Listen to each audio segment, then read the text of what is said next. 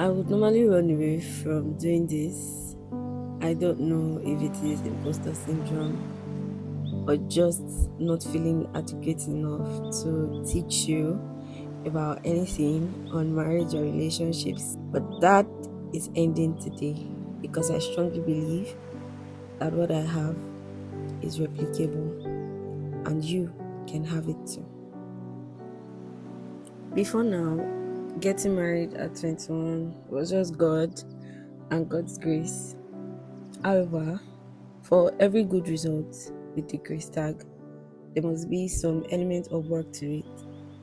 So sit back, hit the like button, and let's talk about it.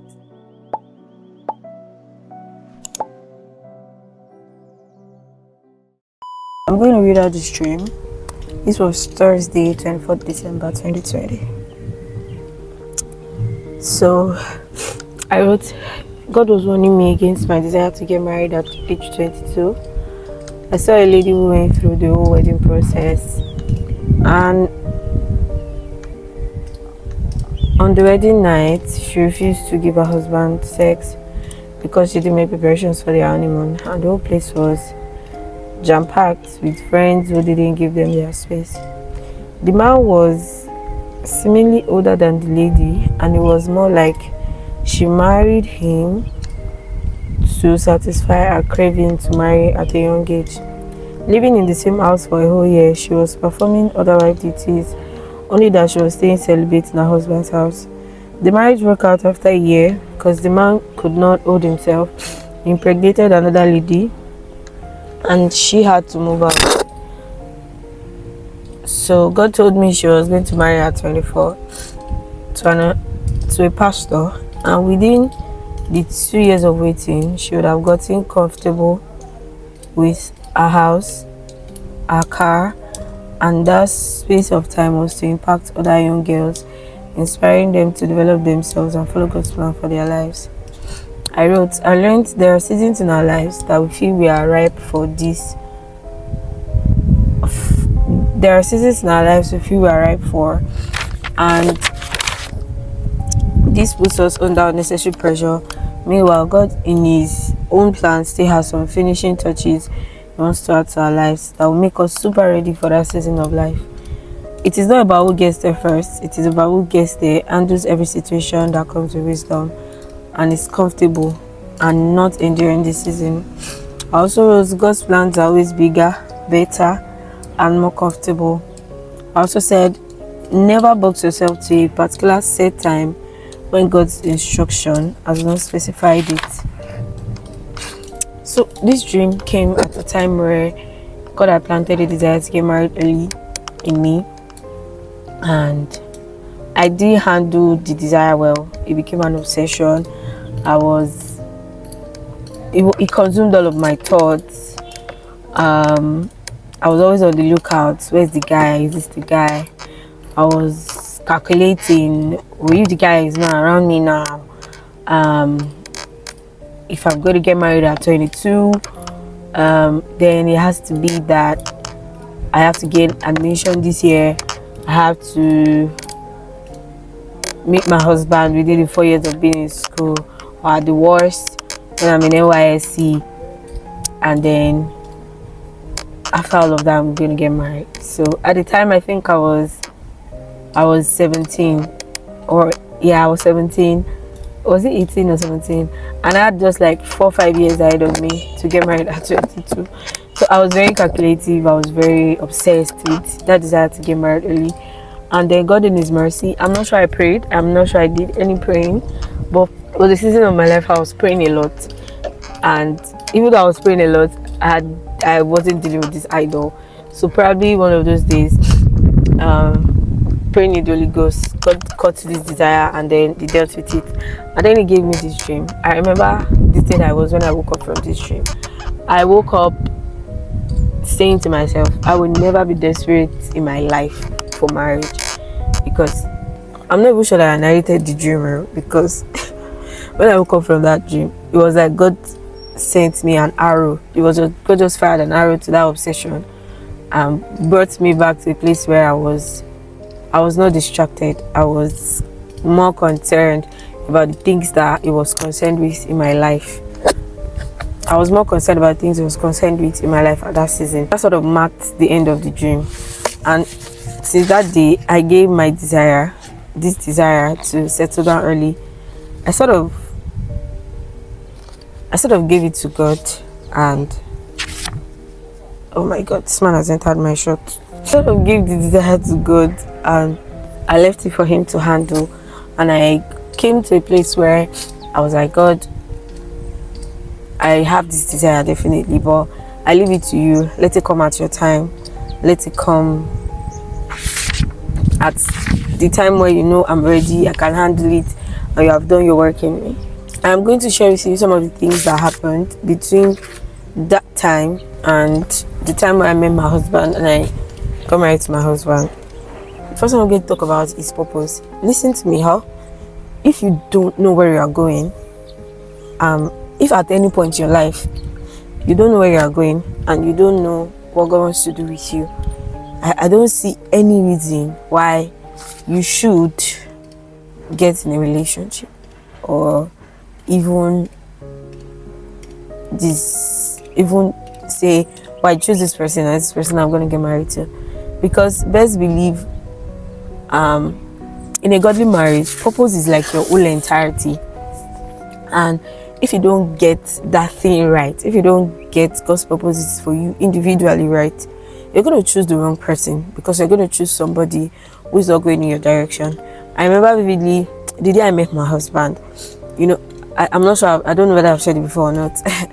So I think I mentioned it that on the day I met him, I knew he was the one, because God had already told me things about him, and he made some very strong statements that resonated with me, that I knew there's a particular word he used.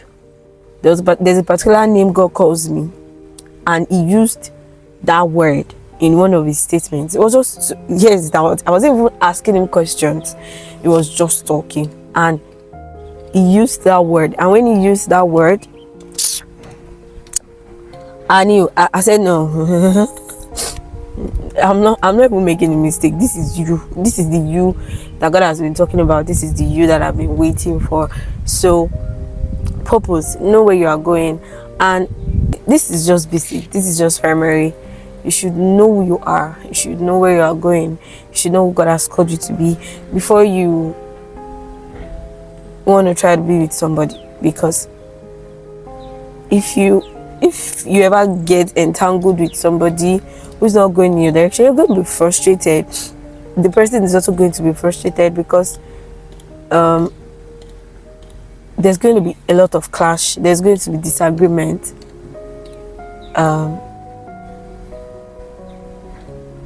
So it's just important that you know yourself first.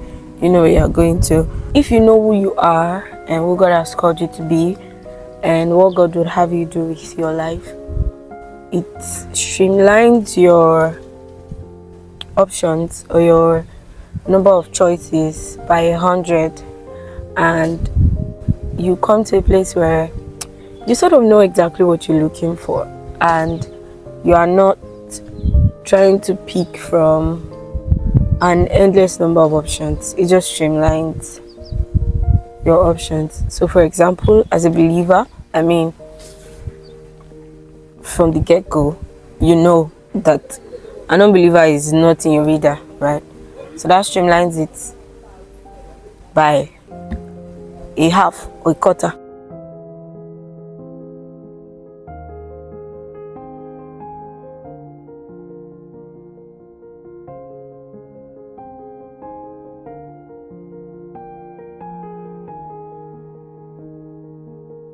The second thing I'm going to say is that you develop yourself. Best believe that you attract who you are. You attract exactly who you are. So if currently at this phase of your life you are attracting unserious, no direction, empty-headed, all of those things, I think it's a time for you to check yourself. I know it sounds harsh, I know it sounds hard, but you should check yourself. You attract who you are. develop yourself, read books, be able to have intellectual conversations. And developing yourself is not just about your mind. You develop yourself emotionally. When you are faced with difficulties, how do you react? How do you behave? How do you handle things? The things that have happened to you in the past, are you still living in them? Are you still dwelling in them? Have you been able to come out of it? Have you been able to grow out of it? Develop yourself emotionally, develop yourself financially. Best believe is money that people spend in marriage. So you need to be financially comfortable before you consider getting married, before you consider being with somebody. I would also say that physically also, you want to develop yourself. You want to make sure that you are good looking, neat, just see. I remember when we were very much younger, my mom had a very busy schedule. She was a nurse. She also had a business by the side, and we were very young, and we always had help in the house. And one of those times, I just got frustrated, and I said to her, I was very young. I think I was like maybe 8 or so, or 7. And I told her, I said, Mom, we're not taking any help again in this house. We're going to learn to do all of these things by ourselves. Whether our house gets dirty, whether it's clean, it's going to be our cup of tea to deal with. So I have a bit of cold. So whether our house is always neat, whether our house is dirty, it's going to be our cup of potato to deal with. And we're going to stop taking helps in this house. And that was how it all started. It was hard though at the beginning, something we're not used to. Sometimes our house will be very dirty, but it is all grown. We adjusted. Started to delegate house chores. My sister will clean the plates, I'll clean the house. Like that. Till we grew to become responsible human beings. So you really need to develop yourself. Some of us cannot even cook. I want to get married. I'm talking to my ladies right now. I'm talking to my girlies, and my girlies alone. Some of us want to get married. You can't even prepare delicacy that will make somebody proud, You're just deceiving yourself, and you're not ready.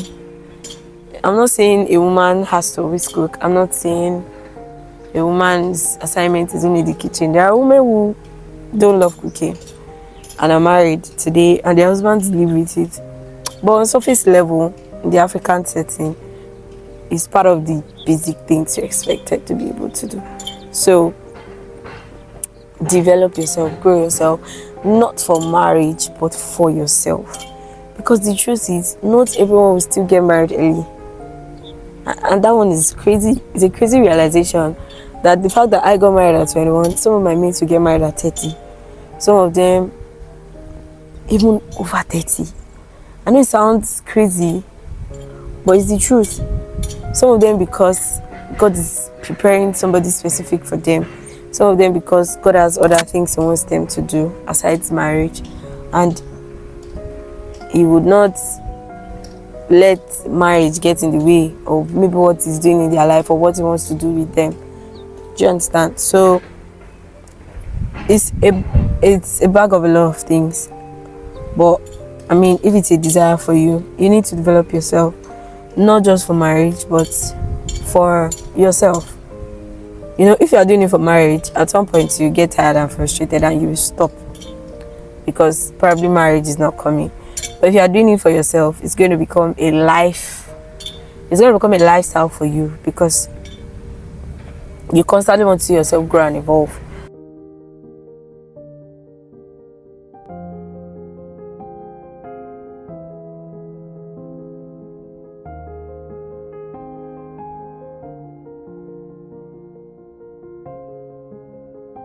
Another thing I also like to say is that you want to set realistic expectations. I know that social media has done us a lot of harm in this area. The things you see online, everybody's packaging, everybody's fine, everybody's okay. Sometimes I'm even tempted to compare the start of your own journey to somebody's 10-year journey. And this is what I mean. You want to get married early, you are probably also getting married to somebody who's just starting their life or who just kick-started their life. You're expecting them to have a house of their own, have a car of their own, have a comfortable job, give you 100,000 naira every month or 500,000 naira every month for your personal upkeep. And when they are not doing that, you think they are a fraud. You think they are not, they can't take care of you.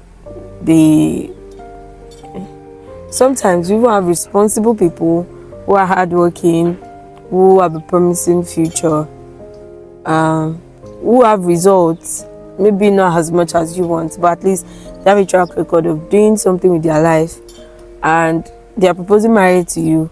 But because they are not those other guys, that they are not the people who are into internet fraud, who can afford to give you 500,000 naira every month, who can afford to buy you that hair without any solid source of income other than defrauding people. I like to say that maybe this is where I get controversial. I like to say that nobody who is working hard for their money will just spend it anyhow. Nobody who is responsible will just lavish their money on things that can be done later with the fruits derived from their seed. You cannot expect somebody to use their seed, the first few incomes of their life, to satisfy your cravings, to satisfy your unrealistic desires. I like to say that anybody who is responsible, anybody who is trying to get their life together, is probably using their seed, the incomes that they are making at the face of their life, to invest, to try to get things going for themselves. Not buy you hair, not buy you bone straight. So please, let our expectations be realistic. Sometimes we're even very funny in our physical expectations. You want all that can anthem, you want him to have beards, you want him, sometimes I listen to some of my mates, I'm like, you all are not ready. And that's the truth, you're not ready. Beat down your expectations. Everybody is rich on social media, everybody's okay on social media. You need to really sit down and have a conversation with yourself and settle with God's plan for you, not looking for what they have and what they do not have. Because in the long run, those things are just things. By working together, by growing together, you have more than enough of those things.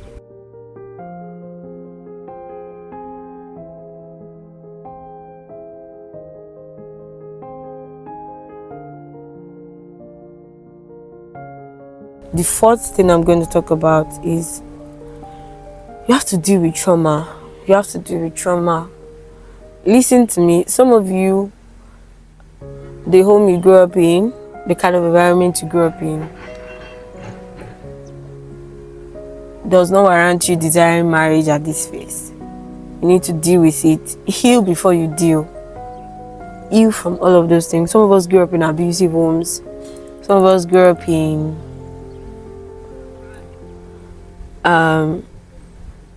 homes where I don't know, toxic environment. Some of us will have crazy family histories. There's always divorce, there's always this, there's always that. I believe that if you desire marriage and you desire it the God way, you desire the God kind of marriage, you desire the God kind of home, you want to deal with all of these things before you drag somebody's son or somebody's daughter into all of this. Deal with it. Seek therapy. I've never been to therapy in my life. However, I like to call the Holy Spirit my therapist. It will deal with those things for you. Interestingly, when you get married, some of these things will even resurface. Some of the things that you think you've dealt with, they will even still show up on your screen. You're gonna be like, I thought I dealt with this thing. But well, just shows you that you have more work to do. But then it's still going to be better than you just getting into it and you realize that you're carrying a lot of baggage. Some of you have trauma from heartbreak, serial dating. You feel like men are this, men are that. You find somebody who is cool, calm, and collected, and because he's not toxic, he doesn't beat you like the other guy. You feel like it's too much for you. It's all our generation. You have to deal with all these things before you try to settle down or try to drag somebody's son or daughter into that life, into forever. Unlearn wrong ideologies too. A man should always do this, a woman should always do that. A woman's role is in the kitchen. A woman cannot have her own money. A man should always buy everything for his wife.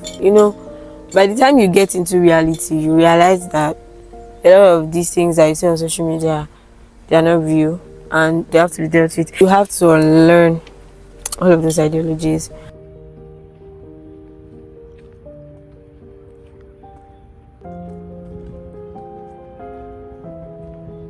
Lastly, I'm going to tell you to pray.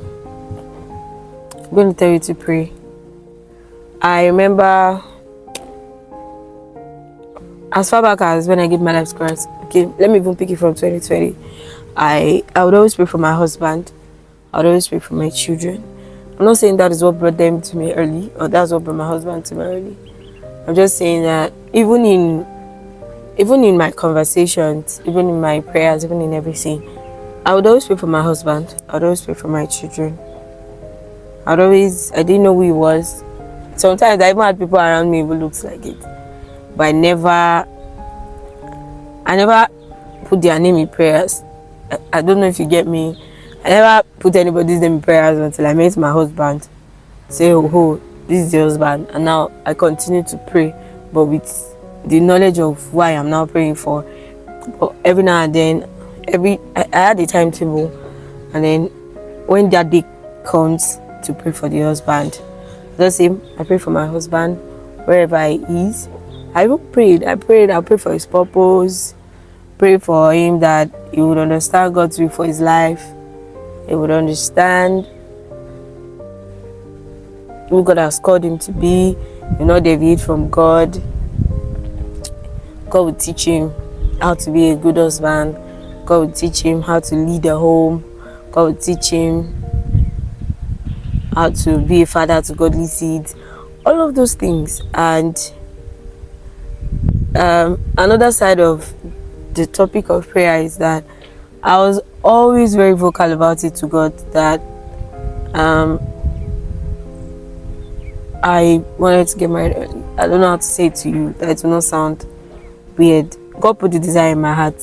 So every now and then, sometimes it wasn't. I remember the last one I did before I met my husband. I met my husband like a month later or some weeks after I made that statement. I was preparing for exams and I was writing exams and I was looking at myself in the mirror. I was having a conversation with my friend in school that we were together. We were talking and then I just took a prayer break in between that because I'm like, God, so I should not get in relationship and I did not get in relationship. Please don't punish me with late marriage. Don't punish me with late marriage. I mean, I knew from the get-go that based off the kind of stuff I've experienced, I didn't want to get married late, so I wanted to get married early. And well, it's crazy, it sounds crazy, but like 3 weeks after that I met my husband. It's just very interesting. So God knows your desires, God knows the things that you want. You can always talk to him.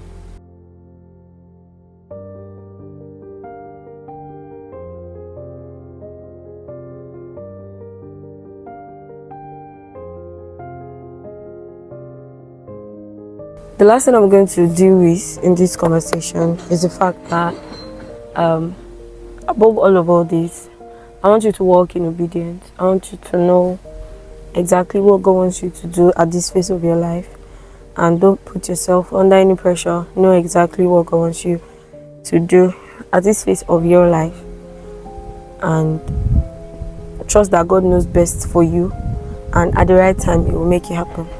I remember when I was getting into uni, also around this time, God had given me an instruction not to get, maybe part of his ways of curbing that obsession.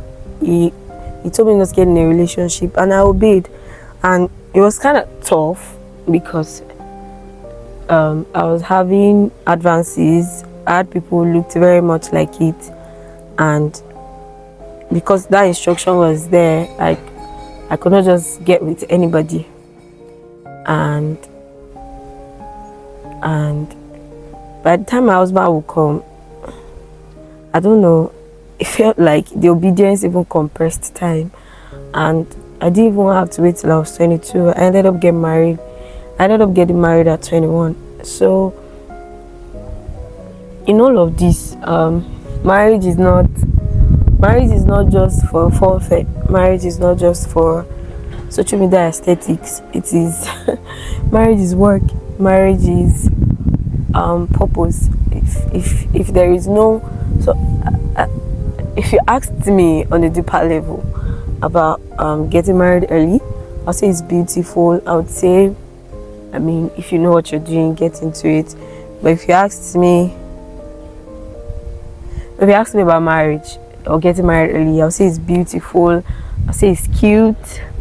I'll say it's fun. I mean, you get to be with your favorite person for the rest of your life, and then you start early and you start the adventure early.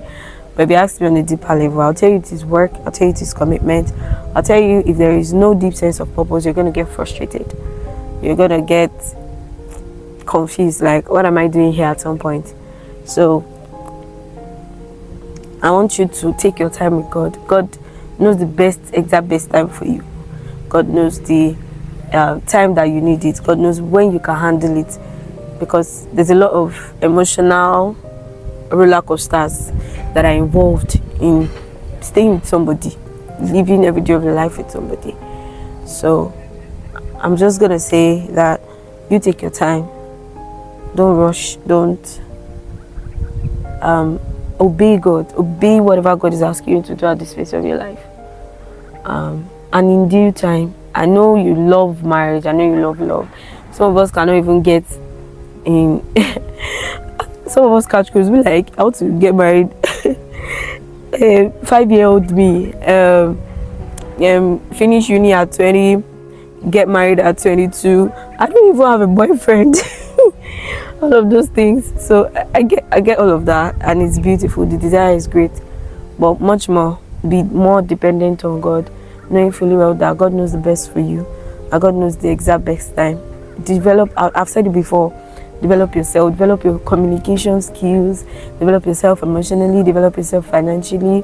Develop yourself spiritually. Develop yourself spiritually. Develop yourself spiritually. You're going to need it. Just grow in general. Grow yourself.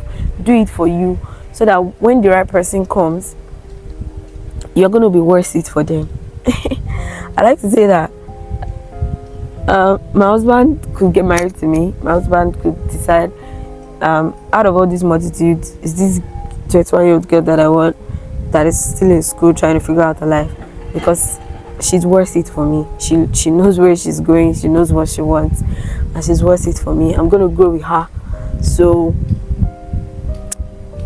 you know, when you do all of these things, at the end of the day, that person, that's your man, that's your husband, would be able to confidently say that you're worth it. You're worth every stress. You're worth everything that living with another person brings. You're worth it all. So please subscribe to my channel, turn on your notification bell, and I'll see you in the next video. Bye guys.